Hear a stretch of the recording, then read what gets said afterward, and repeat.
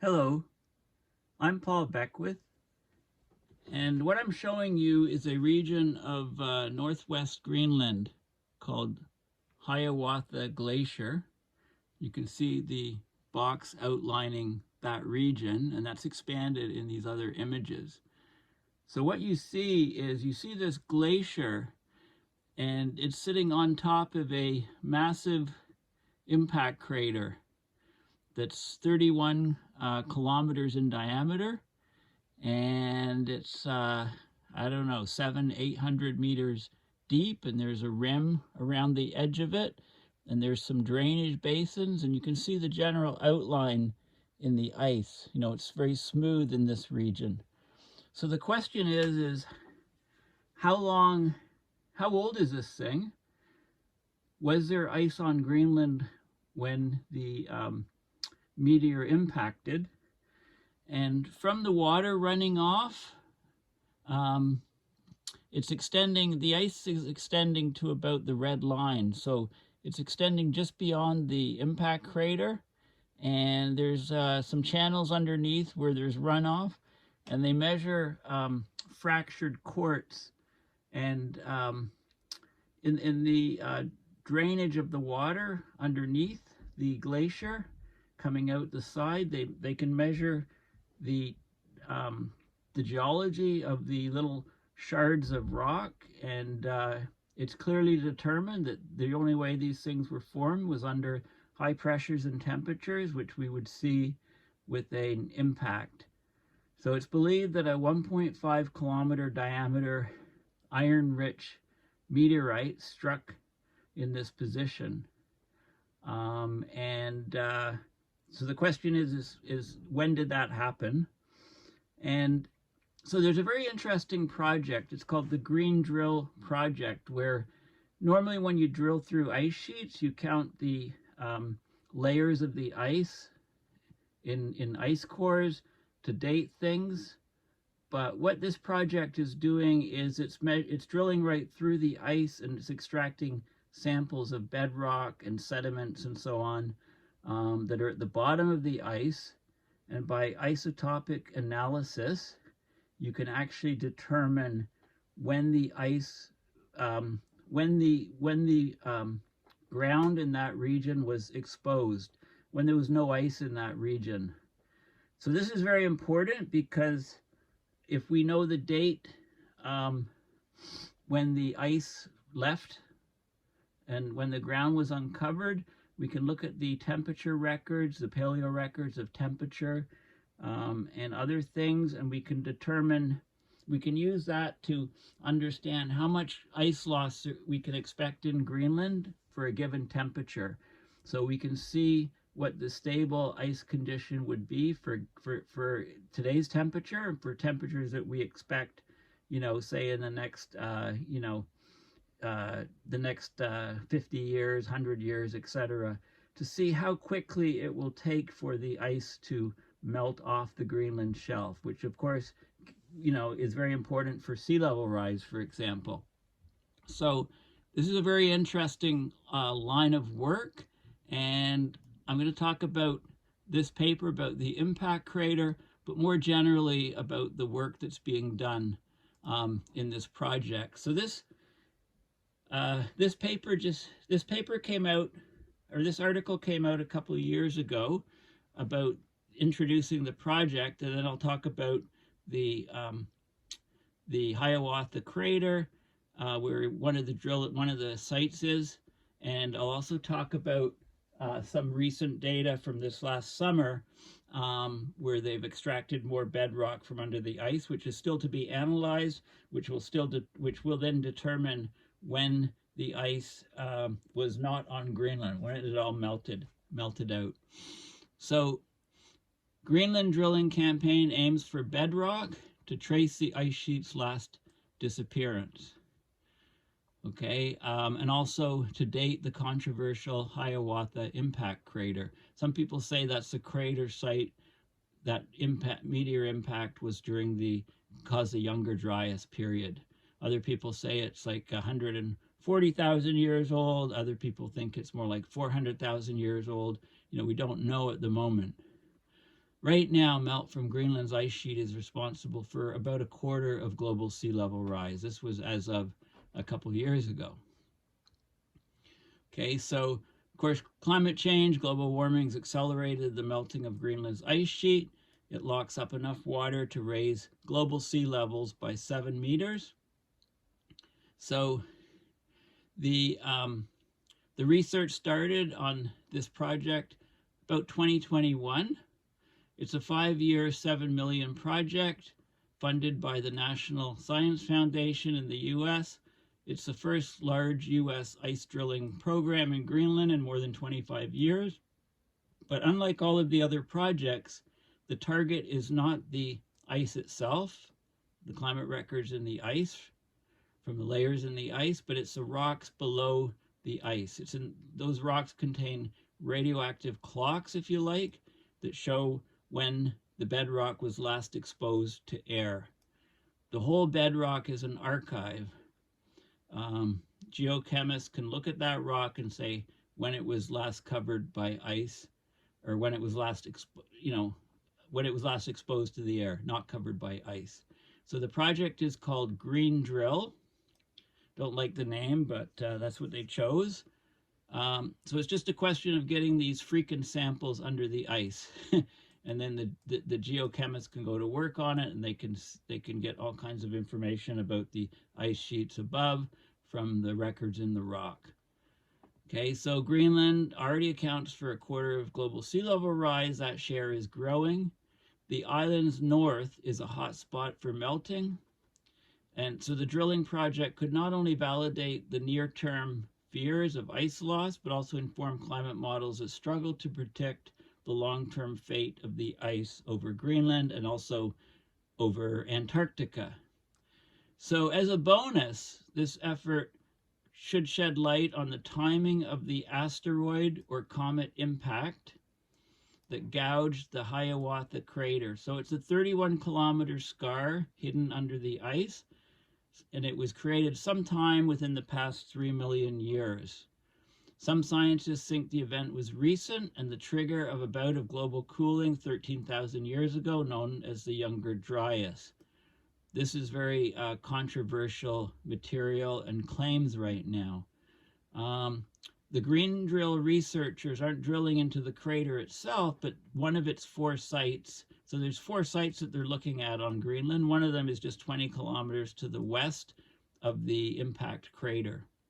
So rocks there could show when the ice last melted away, perhaps in the sudden heat of the impact. So if there was ice covering it, then that ice would have all been obliterated by the impact.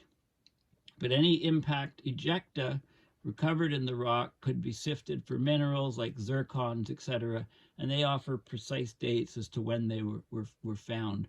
But the larger goal of the project is to map the ebb and flow of the ice sheet over the past few million years.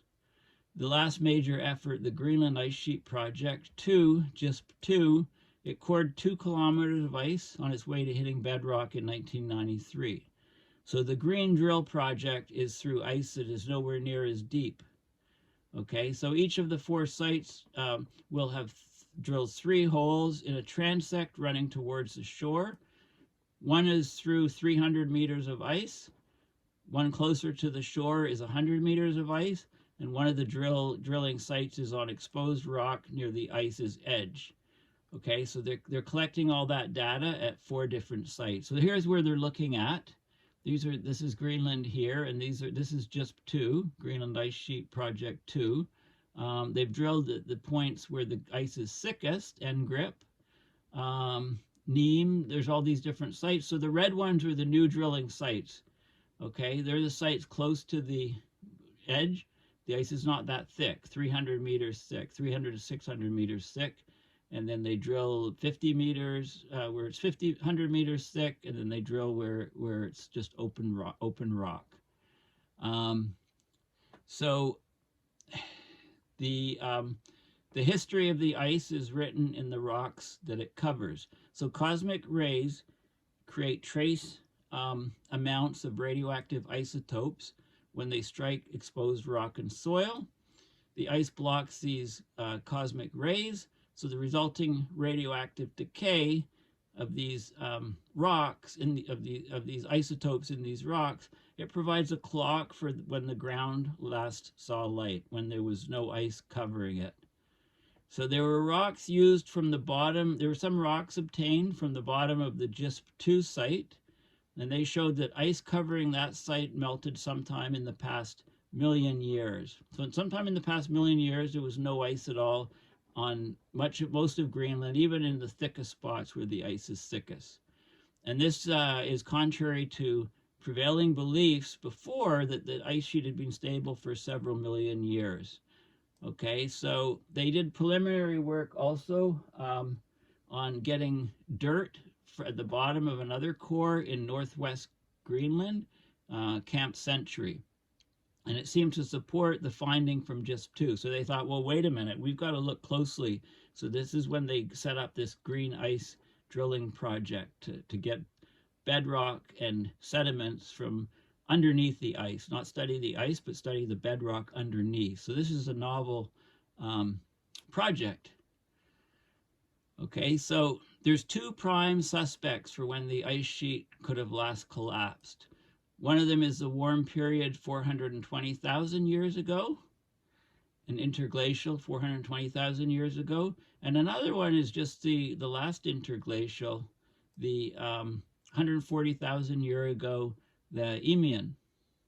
So both of those periods saw temperatures like today's due to natural wobbles in the planet's tilt and orbit, so due to the Milankovitch cycles. But it's unclear how long the warmth lasted. Was it warm enough for long enough to melt the entire ice sheet? Knowing whether the past warmings were enough to erase the ice is crucial to gauging the sea level threat from Greenland today, right? It's crucial for determining how long or how short will it take for the ice to melt off Greenland. So this is one of the most important pieces of science that we can do on Greenland, this project. So Green Drill will target rock rich in minerals that contain 5 isotopic tracers, including chlorine-36, which has a brisk 300,000 year half-life. The clock's sharp time resolution, it should help researchers discern whether the ice disappeared during either of the warm periods that I just mentioned and how long it took to melt. Although the 4 sites cannot say for certain what happened elsewhere on the ice sheet, patterns of exposure between the 12 cores, right? They're going to do 3 cores at each of the 4 sites, integrated into a next generation ice model, should be able to constrain the ice loss, give us lots of information. And of course, the fate of Greenland's ice sheet with the modern warming today is a drama that will play out over many centuries to come. But Green Drill should help in understanding shorter ice term losses in northern Greenland, like how sensitive the ice on Greenland is to the temperatures, and the amplification of climate change in the Arctic, so Arctic temperature amplification. It means that the high latitude regions of Greenland are actually warming faster and shedding more ice than elsewhere in Greenland. Another reason for its vulnerability is the loss of sea ice, right? As sea ice disappears, the low-lying inland glaciers basically could lose their protective buttress, the sea ice, and then disappear quicker. There's a fast clock based on carbon-14 isotopes in the rock, and this will, so researchers will discover whether some of the northern Green Drill sites were briefly exposed to the air with all the ice disappearing 8,000 years ago when regional temperatures were 3 degrees Celsius warmer than now. Evidence suggests that the southern ice sheet was stable during the warm episode, but finding that the night ice in the north retreated would cement its place as a worrisome new climate hotspot. Okay, so that's sort of the background, and that's sort of the initiation of the project a couple of years ago. I'm going to talk more about the impact crater now. Okay, so this paper is from 2018, a few years back, when the crater was discovered. So a large impact crater beneath Hiawatha Glacier in northwest Greenland. So in 2018, they first reported on the discovery of a large impact crater beneath Hiawatha Glacier. From airborne radar surveys, they identified a 31-kilometer wide circular bedrock depression beneath up to a kilometer of ice.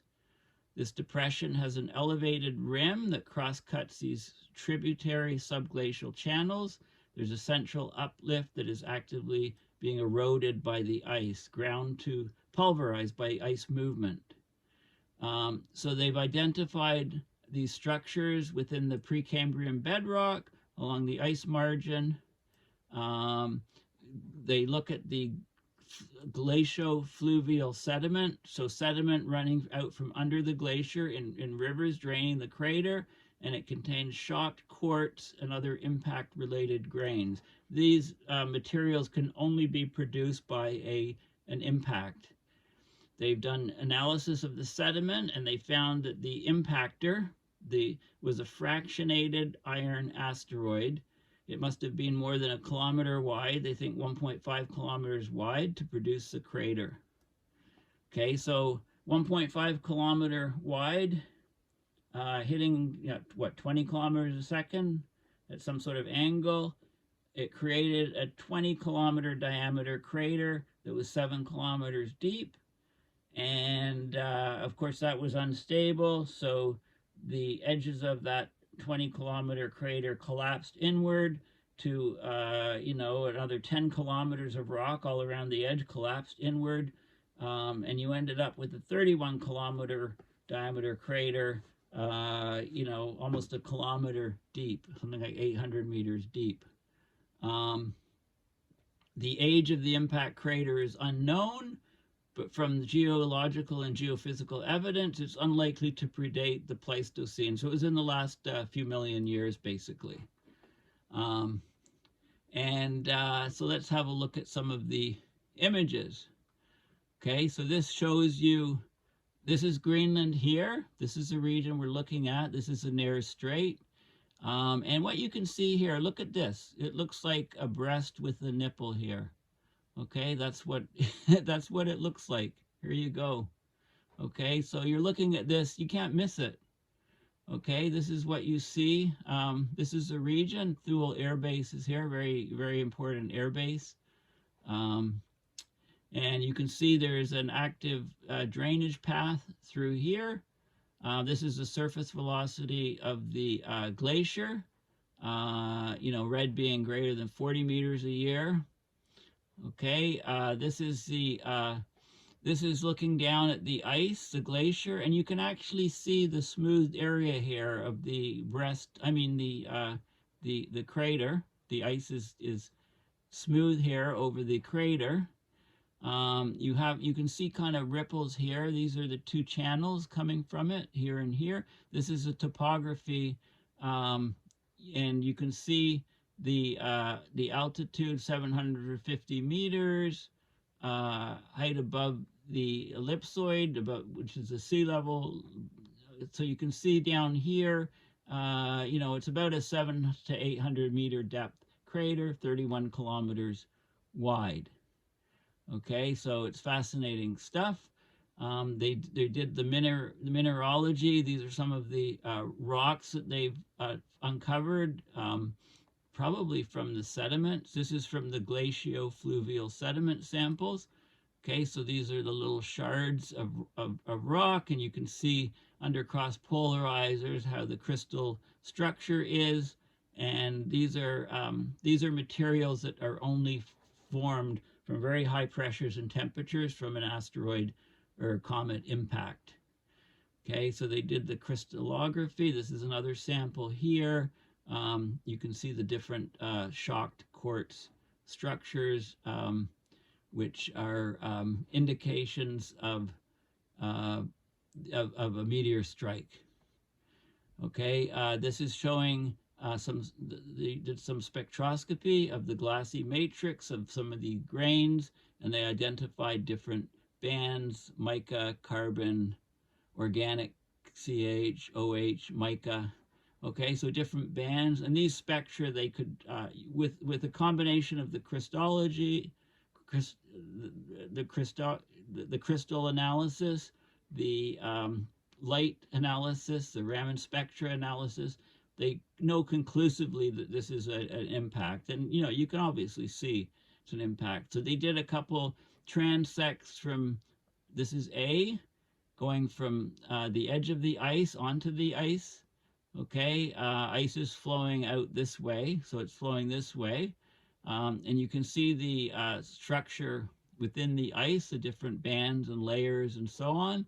And they also did a cross section across this way, B, transect, and the ice flow in this case is going into the page. Okay, so you can see, basically, you can see coming this way, you can clearly see the crater here, right? So the ice is, you know, how thick the ice is, right? This is 800 meters elevation.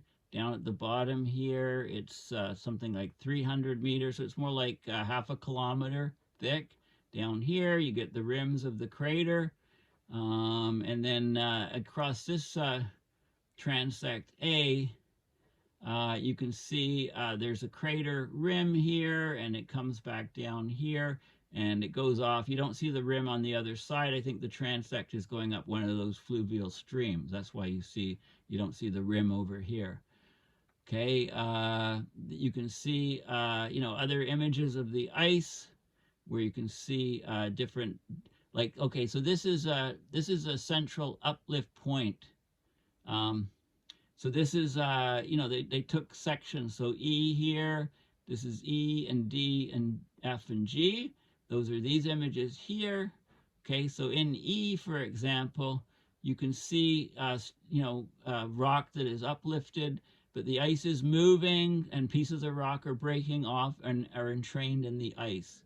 Okay, so you can see this is the crater rim, and you can actually see, you know, where this stream here of debris, rock debris that's stuck into the basal ice because of the movement of the glacier. Really, really cool. You can see more debris here in the ice, and there's more images here of the, you know, looking at parameters of the ice. Okay, so really fascinating. So they conclude that the Hiawatha Glacier is underlain by an impact crater based on the complex crater morphology beneath the ice, and there's also a subdued central uplift, right? So it's very good. It hasn't been eroded away by water, right? It's been covered with ice, so it's and the ice is moving slowly, so it's causing some grinding, etc. But it's really fascinating stuff. So the estimates of the impact and the properties of the rock coming out. The diameter of an impact crater constrains the kinetic energy of the impactor. The formation of a 31-kilometer wide impact crater in crystalline target rock, it needs 3 times 10 to the 21 joules of energy. Assuming that the Hiawatha impactor was iron with a density of 8,000 kilogram per cubic meter, its impact velocity was 20 kilometers a second. The required impactor diameter would be 1.5 kilometers diameter. The impact would initially produce a bowl-shaped cavity 20 kilometers in diameter and 7 kilometers deep. That would quickly collapse within about 1 minute. So very, very soon after the impact, to form this complex crater more than 31 kilometers in diameter and 800 meters deep with a central uplift. The impact scenario would have melted and vaporized up to 20 cubic kilometers of target rock, about half of which remained in the crater, forming a melt sheet up to 50 meters deep.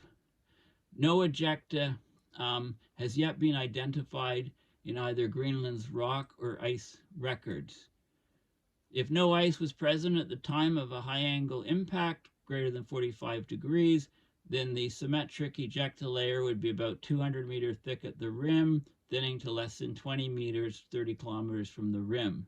But during most of the Pleistocene, the ice sheet covered the impact area. So if the ice was present and its thickness was comparable to the impactor's diameter, so if the ice was about 1.5 kilometers thick, then a more energetic projectile is required to produce a crater of the observed size, and the fraction of non-ice debris in the ejecta would be smaller than if the impact hit ice-free land. So in other words, a lot of the ejecta would just be ice chunks, and that would, of course, melt, right? So it's a really fascinating physics problem to try to understand, what would actually happen, if a metal asteroid, hit the ice sheet. So a lot of the ejecta would land on the surface of the ice, which would then, rather than on bare ground, so that then it's also carried away as those glaciers move over time, right? So, it's so the Eemian about 125,000 years ago is one, good estimate of when this thing actually hit, and how it affected the climate. So if the Greenland ice sheet was present at the time of impact and a high angle impact occurred during the late Pleistocene, LGP is the acronym to designate it, late glacial period or late glacial Pleistocene, then ejecta ought to be present in the 4 deep ice cores from central and northern Greenland, but none has yet been identified. Okay, so it's still a bit of a mystery. We think that the angles were fairly high of the impact, like 45 degrees coming in, not coming straight down, but coming in at an angle, because the Hiawatha impact crater is located farther north. It's at 78.72 degrees latitude north, which is higher than any other known impact crater. So that increases the probability of a northward directed oblique impact hitting the majority of Earth crossing, given the majority of Earth crossing asteroids that move in or near the ecliptic plane. So this is analogous to the late Jurassic Magellan crater, which is also large. It's 40 kilometers in diameter. It's a high latitude, 73.8 north. It produced an asymmetric northward focused ejecta layer. Okay, so the age of the impact crater is still to be determined, but it's definitely younger than the 1.985 to 1.740 giga-year-old Paleoproterozoic bedrock that outcrops in the immediate adjacent foreground. So the crater's depth, 320 plus or minus 70 meters, is muted compared to that predicted from a fresh terrestrial crater of the same diameter, which could result from either fast erosion over a shorter period or slower erosion over a longer period. Okay, so basically, it's really a fascinating study. The significance of this Hiawatha impact crater. No well-preserved impact craters in the upper crust have been found previously in Greenland, partly due to the ice sheet that covers 80% of the island. But this study provides multiple lines of evidence, including high-resolution radar sounding data and macro and micro-scale geological evidence of a large crater hidden beneath the ice sheet. The energy needed to generate the 31-kilometer wide crater could have been produced by a sort of a 1.5-kilometer diameter iron asteroid. While the overall appearance of the impact crater is fresh, its morphological deviations from a typical complex crater are likely due to a combination of glaciofluvial and subglacial erosion of the rim and central uplift, sediment deposition within the crater, and post-impact rim collapse. Okay, so this crater is the only known terrestrial crater of this size that retains aspects of its original surface topographic expression because it's under the ice and it hasn't had water eroding it away. Okay, so this is a really cool study, which it gives some more details. This is a very cool study, yeah, there's lots of stuff we can learn, and but it's not the main point of this GreenIce study.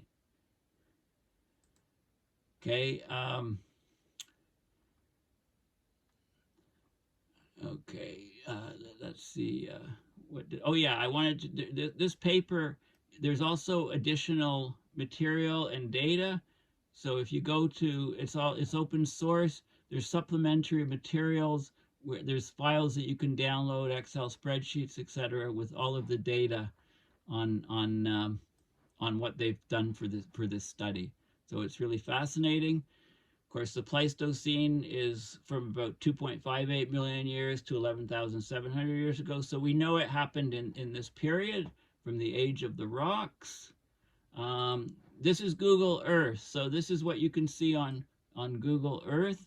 Here's the Hiawatha crater. You can see, I can zoom in to see different details of the glacier. It's very, very cool. Let's see, we're losing resolution there. Right, it's very fascinating. So there's a lake at the end where it's draining into, and you know, you can see sort of cracks and so on, channels in the ice. What is this here? Different types of structures on top of the ice. Okay, you can see these sort of water melt points. And if I zoom out, you can see what we're talking about from, so here's Greenland, and you can see this nub here with the nipple on the end showing the impact crater from Google Earth. Okay, now the Washington Post, before I show you this article, this is the Green Drill website, Columbia University, Columbia Climate School, Lamont Doherty Earth Observatory, and this project, the Green Drill, so this is the project where, so recent scientific evidence across disciplines points to an unstable Greenland ice sheet, which is particularly concerning in view of a rapidly changing Arctic system, its impacts on local communities and ecosystems, and the regional and global impacts of sea level rise. So this study is hugely important to get a handle on sea level rise. And so they drilled here on the bedrock, and they drilled here, you know, where the ice is 100 meters thick, and they drilled further in where it's 300 meters thick. So in June 2023, the Green Drill Ice Project, after drilling through 509 meters of ice at Predho Dome, northwest Greenland, within 6 weeks, it reached the bed. It reached the bedrock, recovered 7.5 meters of frozen sediments and bedrock. This is the first time this has been done and was a major collaboration of science and engineering. The science team worked with the U.S. ice drilling program to develop and execute an aggressive drill plan that included drilling through the Greenland ice sheet in strategically selected locations around the top of northern Greenland to recover rock samples from the bed beneath in order to get direct information about the history of the ice cover. So at each location, there were 4 locations, they did a transect of 3 sections of bedrock, one at the edge of the ice in the rock itself, one where they had to go down through and the other 2 where they had to go down through hundreds of meters of ice. So I think 100 meters and 50 and 300 meters rather. So the chemical signature and the isotopes in the rock, the geophysics could tell the story of how the ice sheet responded to past periods of global warming. This is an interesting image. This is lowering a camera through the drill. Okay, so they lowered the camera and speeded up. So it's going deeper and deeper into the hole until it reached the bedrock at the bottom.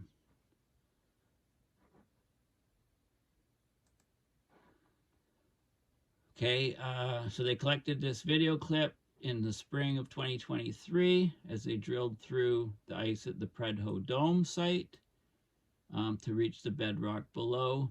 So here is the drilling into the bedrock. These are the different sites. The image was the Predho, which is right near the Hiawatha Glacier.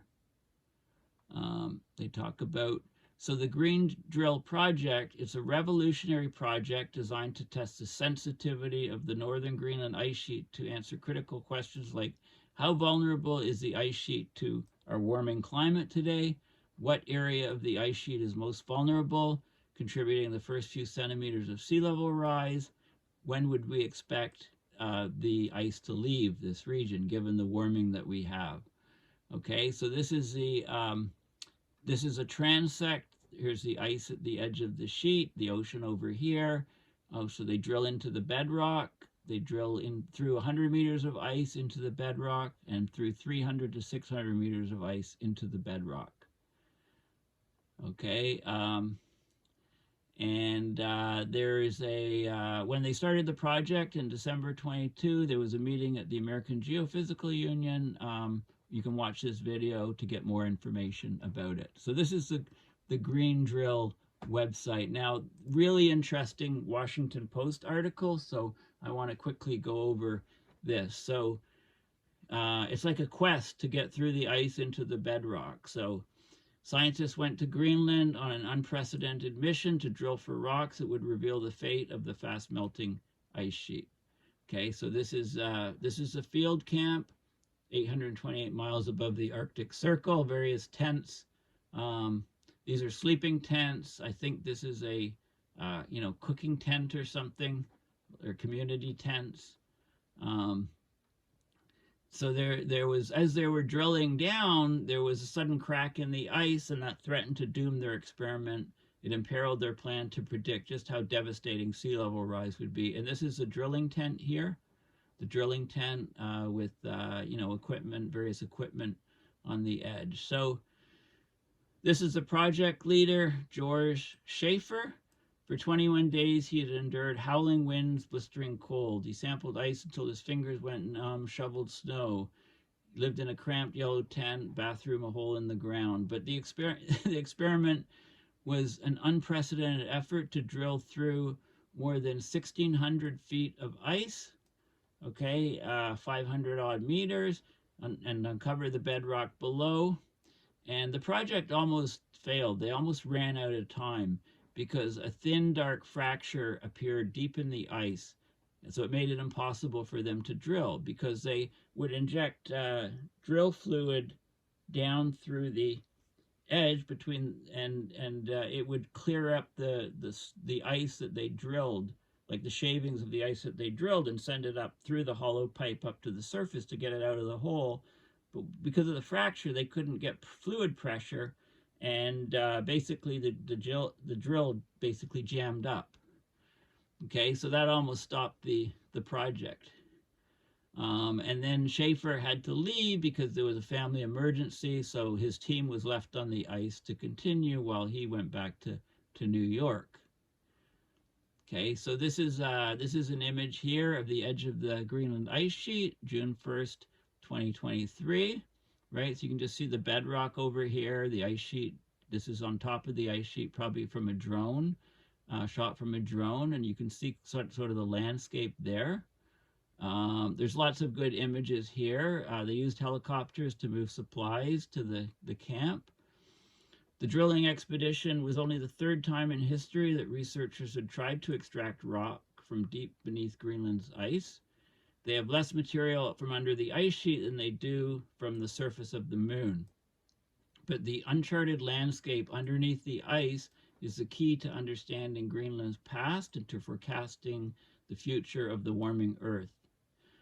Okay, so if Greenland disappeared, it would raise global sea levels by, 7 meters, 24 feet. It would devastate coastlines that are home to about half the world's population. And we see just a little bit of sea level rise on top of storms, surge, and high tides. We're getting devastation on coasts in Maine, New Hampshire, up the East Coast. Also, we've had problems in California with sea level rising much faster than people expect. So is the Greenland going in irreversible decline right now? So the bedrock is sort of like ground truthing. The ancient stone that lies underneath the Greenland is solid, persistent, and almost unmovable. It was present the last time the ice sheet completely disappeared, and it still contains chemical signatures of how that melt unfolded. Okay, so that should help us figure out how Greenland will change in the face of today's rising temperatures, and that will help the world prepare for the sea level rise that will follow. You know, how to prepare, move away from the coast. Okay, so they were running out of time and money to go through the last 390 feet of ice. They had to drill faster than they'd ever drilled before. Right, so the team leader had to leave. So there's good images here of the site on the ice and the camp and so on and what they were doing. In 2016, the project leader and some of his colleagues, they were part of a team that analyzed a single bedrock sample that had previously been collected from beneath the thickest part of the ice sheet. Right? The chemical signature showed that it had been exposed to the sky in the past 1.1 million years, so they published a paper in Nature on it. Right? And this changed things because people thought that the ice had been on Greenland for a lot longer than that. Here's some images of the camp, getting supplies moved, right? Gearboxes for the drilling rig. And this is the drilling rig site. And so there's lots of other information and stuff here. I'm just gonna look at the, so here, this is an image of the camp. And so you can see the camp there. You can see the drilling site, very good graphics. So agile sub-ice geological drill. It's a complex beast, 30,000 pounds of cable, aluminum, and steel.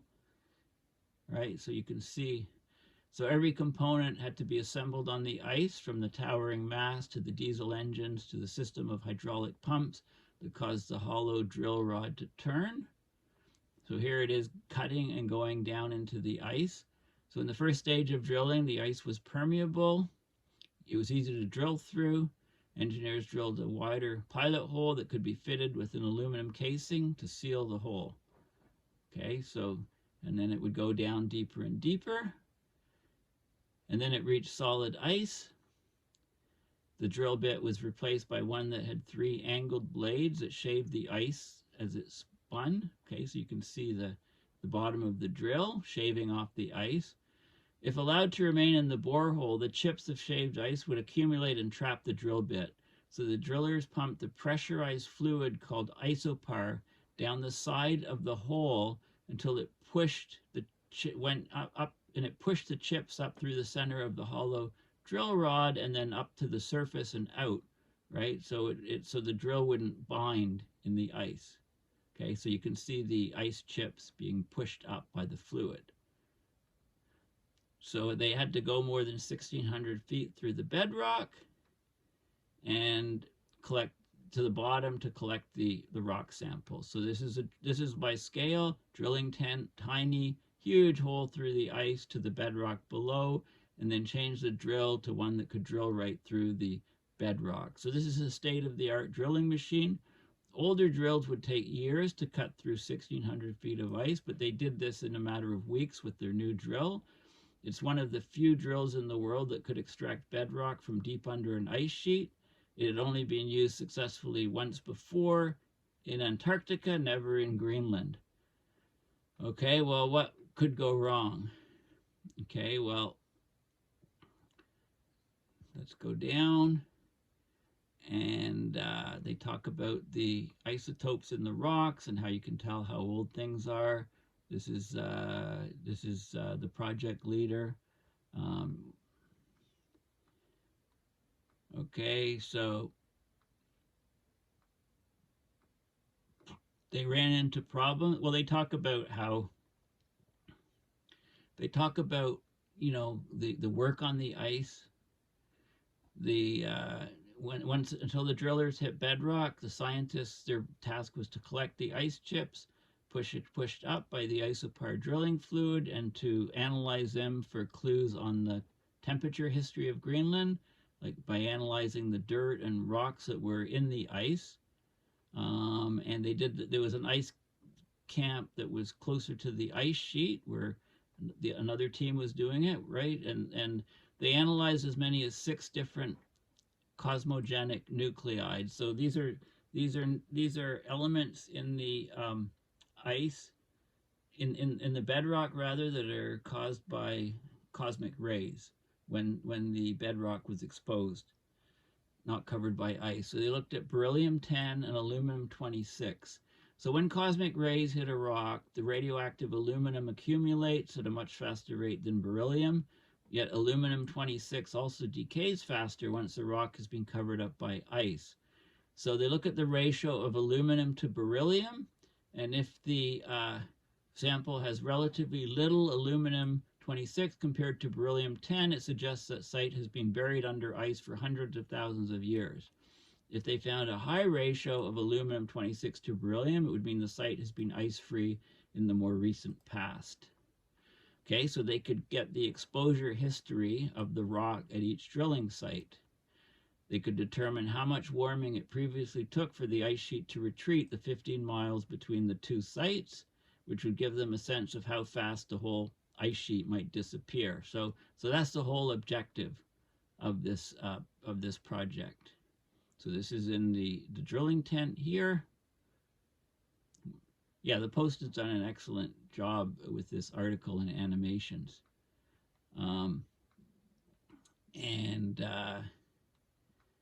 So the fracture, basically they hit a fracture in the ice, which basically sort of ended the drilling.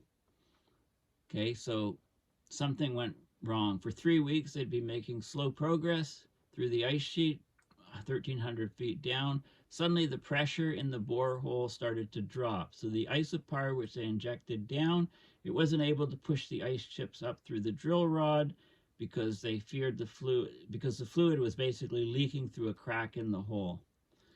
Okay, so they sent the camera down, and this dark fissure in the ice appeared about 250 feet down when they dropped the camera in. So they saw this big fracture in the ice, about 250 feet below the surface. So when they pushed down the drilling fluid, it would just go into the crack and not go down into the drill, so they couldn't clear the ice chips from the bottom of the drill. It would have shut down the project. Well, what did they do to solve the problem? They just extended the aluminum housing in the hole to go past the crack. And that basically, a storm came, a blizzard, so they couldn't do anything for 3 days, and they figured out to put the aluminum pipe down below where the crack was. Fortunately, the crack was close to the surface. And then they built up pressure again and continued drilling, and they succeeded. So, yeah, so this is a detail of a core sample. This is from the drilling site closer to the edge of the ice sheet. Then, so they had that success, and then they managed to, it was like days before they had to stop going. They were within striking distance. They kept going. They had to get off the ice soon because they were, Greenland was going into a warm period and the ice was starting to melt. It would have been dangerous to be sitting on the ice. So on the Friday, they cut only through 40 feet of ice. And Sunday morning, by Sunday came along and they had success. This is some of the fluid going in. This is in the drilling tent. This is the camera going down. They measured the pressures of the fluids and so on. And then they had success. They got through 150 feet of ice in one day, and then basically the next day they succeeded. They got down to the bedrock, and they hit the bedrock at 1671 feet below the surface. So they switched the drill bits to one that could cut rock cores, and they managed to go through and drill right through into the bedrock to extract their rock samples. They extracted more than a dozen feet of bedrock from beneath the ice. Okay, first time it was done. We have 3 meters of bedrock, 4.5 meters. Suddenly we have, and then they switched to feet here, 10 feet of sediment. at the bottom of the hole, and then another 14.5 feet of pristine bedrock, more material than they ever dreamed was possible. And so this was basically a success. I mean, it was really touch and go. Here's some of the core samples of bedrock from the drill camp. These are now in New York at the Lamont Dougherty Earth Observatory, where they're actually studying all of this, and that will let them determine from the isotopic analysis when the ice disappeared last over those drill sites. Okay, so, you know, it's a fascinating story. So the results aren't all in. From the fractures, from the fractured quartz that they see in the sediments, etc., they should be able to date the Hiawatha Glacier, and you know, which is a bonus from this work. But the main thing is they should be able to determine, you know, when the ice was last missing from Greenland, what temperature conditions there were, what conditions preceded, and that should give us a much better idea as to how quickly we can expect the Greenland ice sheet to melt under today's climate conditions and warming. Okay, so really, really fascinating work. And when more analysis is done on those samples that were just collected in the previous summer, we should be able to, there should be lots of papers written on this, the dating of the Hiawatha Glacier, impact crater, and information on much more detailed information on when we can expect Greenland ice to vanish. So, you know, this will change the sea level projections, et cetera, et cetera. It's very important work. Thanks for listening. Please go to my website, paulbeckwith.net, and donate to my PayPal to support my research and videos. Thanks a lot, and bye for now.